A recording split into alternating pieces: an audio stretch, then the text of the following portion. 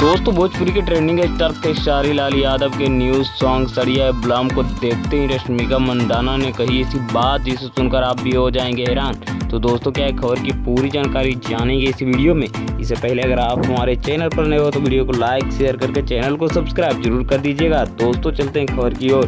तो दोस्तों मैं आपको बता दूं कि भोजपुरी के ट्रेंडिंग स्टार एक ऐसे सुपर स्टार है जिनका कि हर दिन कोई ना कोई सॉन्ग ट्रेंडिंग में तो जाता ही जाता है और रहता ही रहता है और इसी तरह से बवाल मचाते रहते हैं।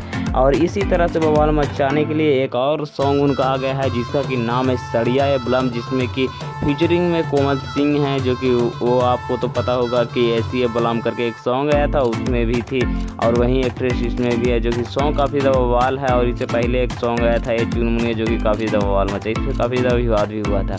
इसी को देखते हुए रश्मिका मंदाना यानी कि साउथ की super star heroine Rashmika Mandanna ने जो बात कही है उसे तो आप लोगों को सुनना चाहिए।